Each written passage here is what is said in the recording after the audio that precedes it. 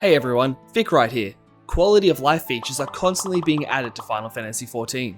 However, these features aren't always turned on by default, so I'm here to tell you about 10 settings that you absolutely need to at least try. So starting off, it's an old one of the oldest ones, and it's called Legacy Mode. If you've never tried Legacy Mode, you're really missing out. Legacy Mode makes it so the game orients your movement around your character, while Standard Mode makes it work based on your camera's placement. So, when you hit S on your keyboard in Standard Mode, your character is going to walk very slowly backwards, while facing the same direction as your camera. However, in Legacy, pressing S makes your character turn around and run backwards at full speed. This is insanely useful for mobility and dodging AoE. Honestly though, when I first swapped to it, I hated it, because I was so used to the original standard movement. But after about a week of using it, it became one of the best decisions I ever made in this game. Now, it might be a bit bizarre when you first do it. I remember having a big conversation with a friend of mine, because when he first tried it, he had this issue where holding back and left or back and right would make him slow walk, and I couldn't figure out what was causing this at first. But then I remembered that I had changed my bindings for movement. So to make it really feel like free movement, you can remove the move left and move right key bindings and replace them with the strafe left and strafe right buttons, since holding move left and back will make you slow walk, while holding strafe left and back will make you run diagonally. The only real downside to this is your camera moves a little when holding just strafe left or strafe right, which some people might not like. But there is actually an option called Disable Camera Pivot that removes this issue. This one's relatively new. This setting simply gives you the option to have the default small cooldown numbers in the corner of the skill icon, or have bigger numbers in the middle. Personally, I prefer the smaller ones, but I have to admit the bigger ones are definitely way more useful. These two features are for skills with ground targeting. The first one lets you press the button again to place the skill, instead of having to click with your mouse. The second one locks the cursor to the range of the skill, so you no longer have to deal with the indicator going purple because you're out of range. It'll instead lock you into the range. You might know that you can click and drag your gear sets so that you can put them on your hotbar, but what you might not know is that there is so much more you can do with it. You can link your glamour plates to gear sets so that when you swap to that job, you instantly swap into that glamour. Assuming you're somewhere that you can actually use glamour plates, of course. You can also link your portraits to them. But one big thing you can do is that if you have different HUD layouts for different jobs, then you can create a macro for each of your gear sets and put the HUD layout you want in the macro as well.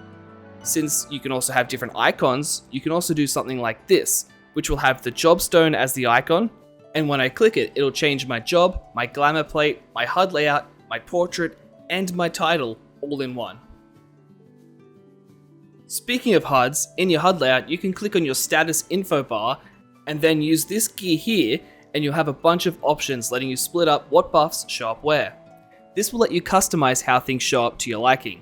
So for example, what I've done is I've split it into 3 groups: enhancements, which are buffs, enfeeblements, which are debuffs, and other. I set it up like this so that when I'm in a fight, I can see what buffs are on me more clearly, and I can also see what debuffs are over here separate from everything else, so that for mechanics where I have to check my debuffs, I can do that much easier. And then for others, which are stuff that's a lot less important, it just sits above. This setting will stop putting all new gear you get into your armory chest. So if you find yourself constantly cleaning out your armory chest, this will help with managing that, since the only gear that's going to go in there is the gear you choose to use. So the only time you're going to need to clean it out is when you're upgrading your gear and need to get rid of the old stuff. This will keep all your new stuff in the inventory too, so that if you like to desynth stuff constantly, it's all in your inventory, ready to go. It's all in one page. Now this is something that everyone should be doing all the time. This setting is found on the character select screen. It allows you to back up your HUD, character, and system settings so that if you ever have to reinstall the game or use a different device, you'll be able to easily restore all your settings, allowing you to have everything ready to go.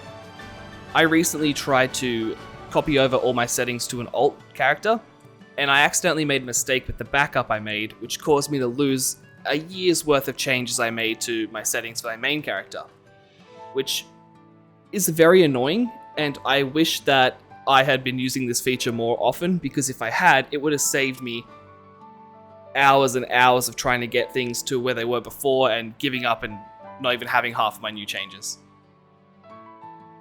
In Endwalker, they changed the pricing system for teleports, so now the price to travel can regularly go above 1,000 gil. For those of you who use Aetheryte tickets, you probably use them on more expensive teleports. But there's a setting that lets you automate the process for this. So instead of having to click confirm, yes or no every single time you teleport with an Aetheryte ticket, what you can do is you can pick the minimum amount of money that you want to spend before you start getting asked about using the tickets. You can also set it so that instead of asking you, it'll just automatically use the tickets when above a certain price. So for example, I have it set to 1,000 gil, and I have it set to always use for costs above gil allowance. So this way, every time I teleport somewhere that costs more than 1,000 gil, it uses a ticket. If I teleport anywhere that costs 999, I just pay it. Now this is a simple option, and most of you probably already have it turned on. It will skip cutscenes you've already seen before in dungeons and trials, which will cut down on time since you don't have to hit escape and skip every single time you get to the final boss in a dungeon. So this is a feature that will make it so that when you use a skill that needs a target, the game will automatically target something for you to use that skill on. Now you can change this to be based on line of sight or whatever is closest to you. The upside of this feature is that if you are fighting multiple things and something dies, you don't have to worry about retargeting, it'll automatically do that for you. And if you're fighting a boss that becomes untargetable for a mechanic, you can just keep mashing the button, and then the moment the boss becomes targetable again, you'll automatically be attacking them. This is also super useful in PvP. The downside, however, is that if you're doing something like Deep Dungeon at higher floors or solo, you might want to turn this feature off depending on the job you're playing, so that you don't accidentally pull something dangerous right after fighting something else that's dangerous.